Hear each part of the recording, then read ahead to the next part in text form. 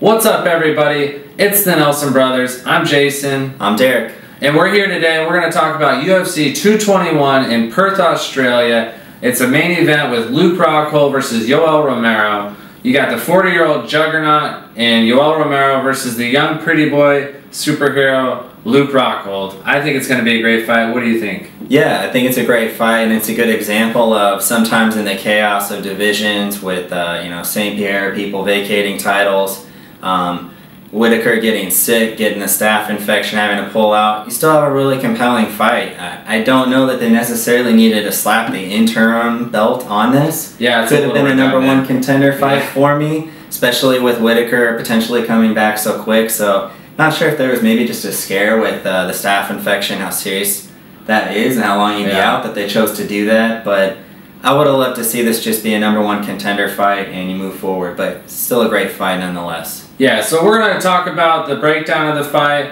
then we're going to talk about who we think is going to win it, and then whether or not you should actually purchase it. So I'll let you go ahead and start out and talk with Yoel. Yeah, so breaking down Yoel Romero, we had him fight in an interim title fight, another one, against Robert Whitaker. Did really well. He came in there, had the now champion in a little bit of trouble with some leg damage early in the fight, which Whitaker talked about after the fact. Yeah, like the side kicks to the knee. Yeah, the teep kick, if you want to call it.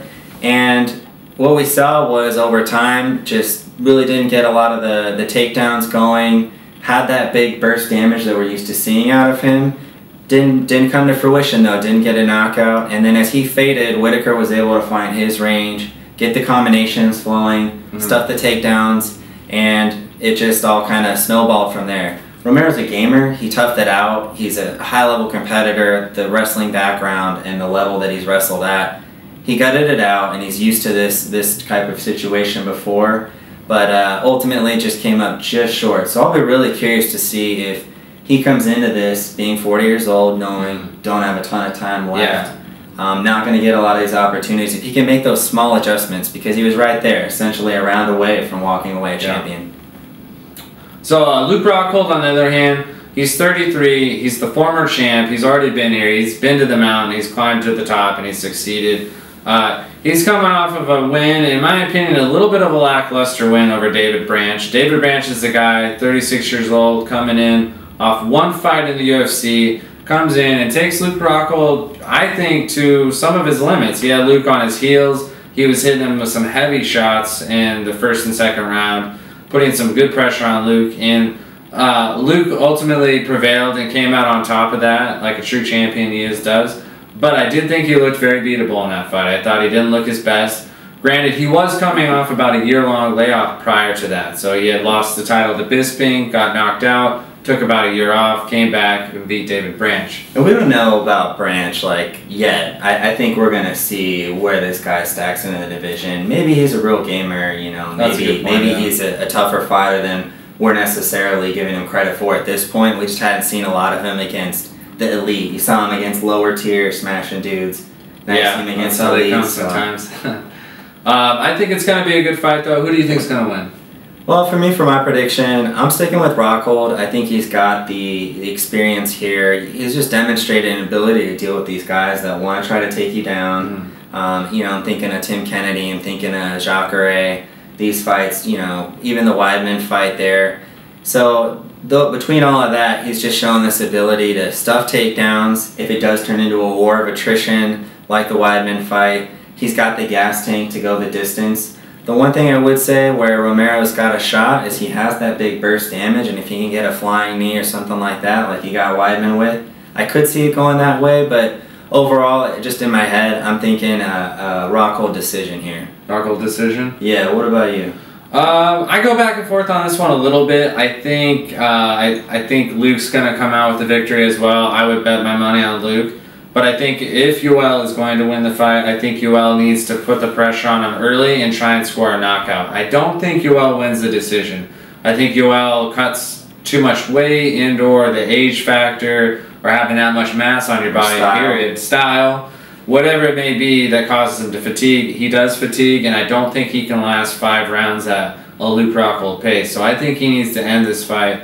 And in order to do that, I think he's going to have to put the pressure on Luke and land a big punch or a knee. He's shown that he's kneed, but I don't know if Luke's going to shoot in on him, so I don't know if those knees are going to come into fruition. That's a good point, yeah. We'll see how that goes. The only thing I really am curious, though, is if Yoel puts the pressure on him, how does Luke respond? And I'm curious, what do you think? Because I really just did not like how Luke responded to the David Branch pressure. I mean, Luke, he got hit multiple times. His corner's screaming at him. It looked as though, you know, a few more good connections, maybe even is on the ground and in serious trouble.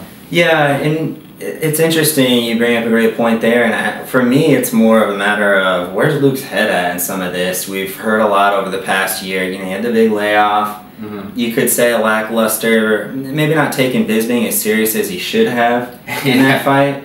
And then, yeah, the David Branch, again, I don't know if he's overconfident, but you kind of question for a guy that has won the belt and demonstrated the ability to be there, where's your head at in some of this? You know, is he frustrated in that? So overall, though, I think that, you know, Rockhold's going to get it done. I think, you know, he's right there now. He's right back in the mix. All those frustrations can be gone. You can have an interim piece of gold around your waist that says, I get the title shot that I want, that I've been complaining about for the past year. That's a good point. Yeah. That's your golden ticket, your Willy Wonka golden ticket, you know what I mean? You're going to get that title fight. So I think he's going to be pretty motivated, but I think Romero will be too. I just see Rockhold being able to deal with it. And, you know, even if there is some adversity, I just see him kind of pushing through like he always has. All right, I can dig that. All right, so the last thing we're going to talk about real quick, because we've been frustrated over the years with UFC events, is whether or not to buy it. Because it's a pay-per-view, it costs good money. What do you think? Do you want to buy it? Yeah, for me, no. I'm going to a friend's house that maybe I don't necessarily like, or he has shitty gear, but I'll just go there to see the fight, or Buffalo Wild Wings or something. But I don't know that I'm shelling out my 50, 60 bucks just for this fight. I mean, Mark Hunt also on the card, always entertaining for sure, but I don't know. I don't know that it's worth dropping the full money on for this. I don't think that it should have been for an interim belt. Did need to be, so that's where I'm at. What about you?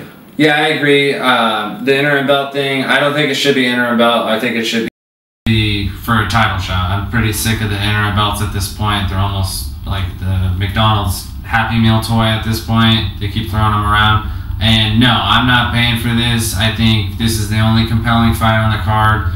And just shell out 60 bucks, I just, no thanks. Not going to do it. But the fight itself is great. Yeah. And we'll have a follow-up video afterward to talk about it. Definitely.